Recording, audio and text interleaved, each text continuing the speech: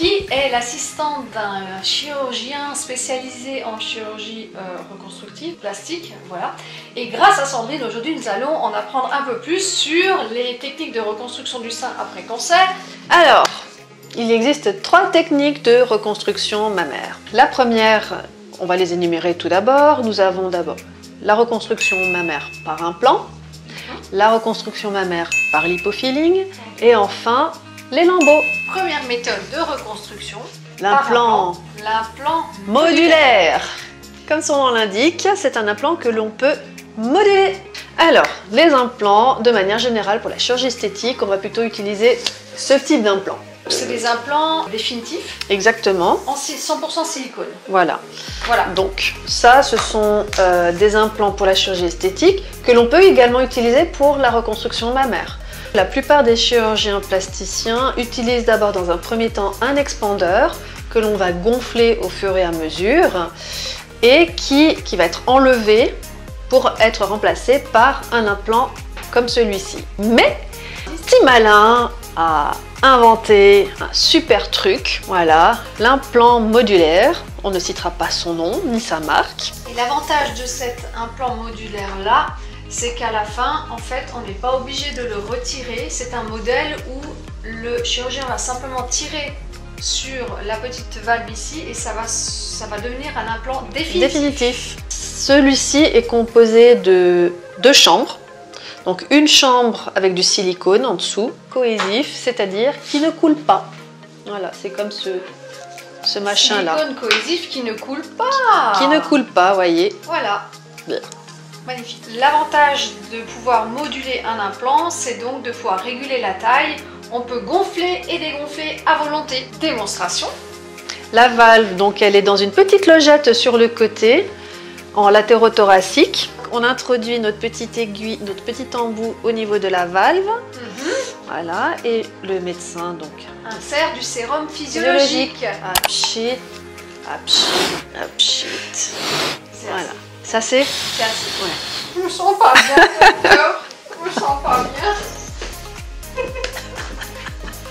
Je nage dans le bonheur. En tout cas, tu nages pas dans ton t-shirt. Voilà, donc l'avantage de cet implant, donc outre le fait que l'on peut le gonfler et dégonfler à souhait, c'est surtout que souvent, pour les patientes qui ont notamment eu une radiothérapie post-opératoire, souvent ça crée ce que l'on appelle des capsulites. C'est une espèce de coque fibreuse qui se constitue autour de l'implant et qui peut être particulièrement douloureuse. Donc l'avantage de cet implant, c'est que l'on peut dégonfler et soulager la patiente. Sans passer par le bloc opératoire dans les cas où il n'y a pas ce genre d'implant. Exactement. On doit réopérer la patiente. Exactement. Alors que là, il suffit d'aller chez le docteur et on dégonfle et quand ça va mieux, on regonfle. Voilà. C'est ce qui m'est arrivé à moi. Exactement. C'est ce que je vous expliquais dans une de mes précédentes vidéos quand je vous disais que le sein, on va le gonfler et le dégonfler en fonction de comment je me sens et puis surtout qu'est-ce qui se passe après la radiothérapie. Voilà. Deuxième méthode de reconstruction. Le lipofilling. Les accos, le lipofilling. Le lipofilling, lipo comme le gras, qui vient du latin je crois. Gras sous-sous. Et filling, c'est de remplir, ça vient de l'anglais, donc évidemment ça veut dire remplir de gras. Le lipofilling, c'est tout d'abord une lipoaspiration. Voilà. La graisse prélevée va être centrifugée parce qu'il faut séparer le bon gras du mauvais gras. Ouais, c'est comme cholestérol, hein, il y a le bon et le mauvais. Donc on récolte la bonne graisse pour la réinjecter là où il y en a le besoin. Lors d'une mastectomie, on enlève des fois des tissus, ça laisse des trous. Donc on comble les trous avec la graisse.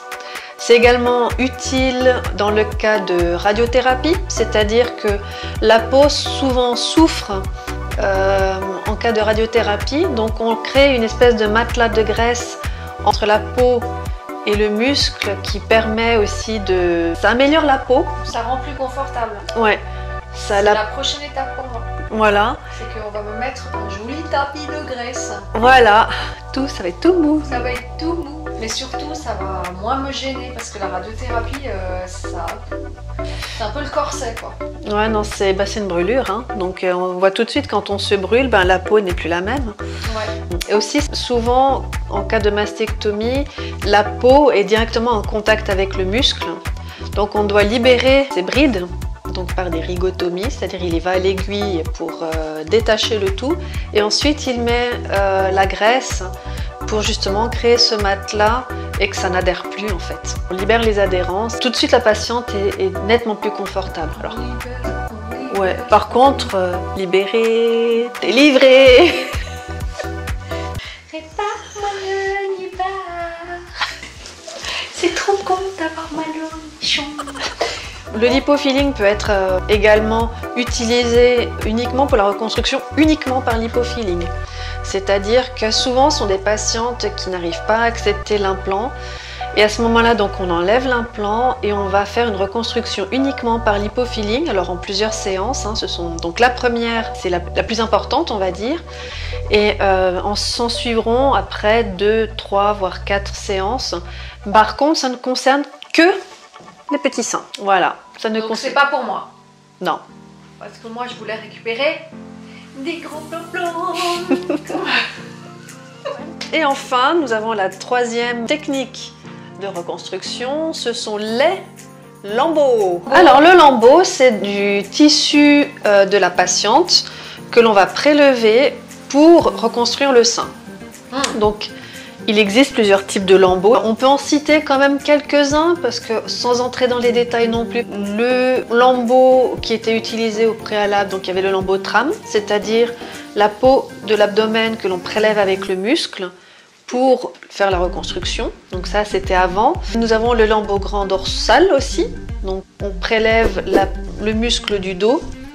Ça ne convient pas à tout le monde parce que des fois, on a souvent besoin de ce muscle.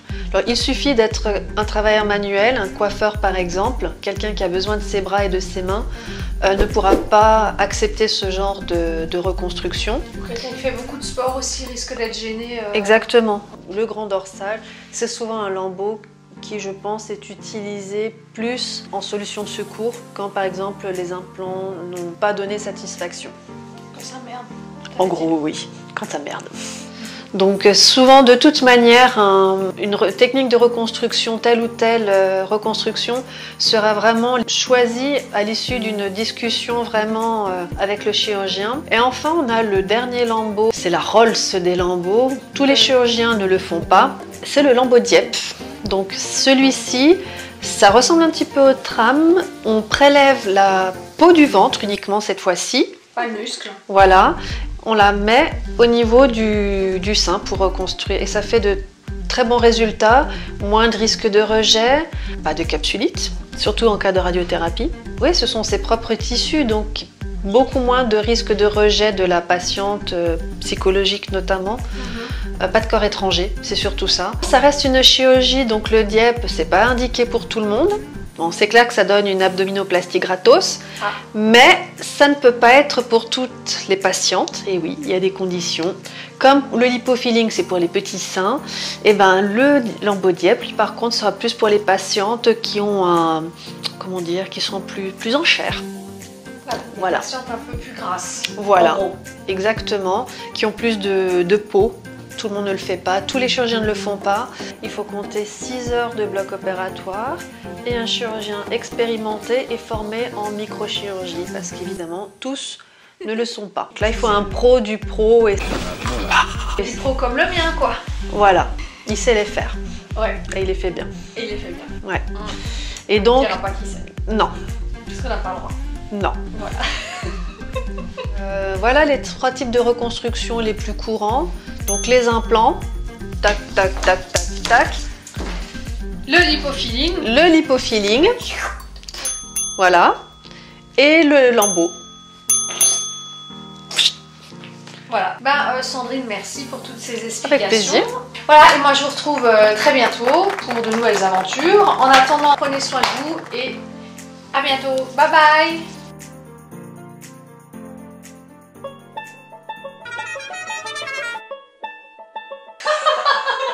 Lambeau, c'est pas les lamboches. Bah ouais. Bah ouais, hein, non, il faut que ce soit beau, quoi. C'est la chirurgie plastique, esthétique. Donc ça, c'est mon chamallow, j'adore. C'est là, t'en as marre, t'es là, du boulot. Oh. Ah ouais. Ouais. Ah, bon, j'admets ma défaite. C'est l'hiver. Ah, ça, c'est un chaud, n'empêche. Hein. Bon, j'entends la mer. Une nouvelle discipline au cirque, le jonglage de prothèses. Alors les implants, comme vous voyez, des fois la table est trop dure. Excellent anti-stress aussi, c'est ma préférée pour prendre des grosses trucs à faire. Pas de rétro. Donc on ne fera pas cette vidéo avec un masque. Non. En plus avec les lunettes ça fait la buée. Ouais.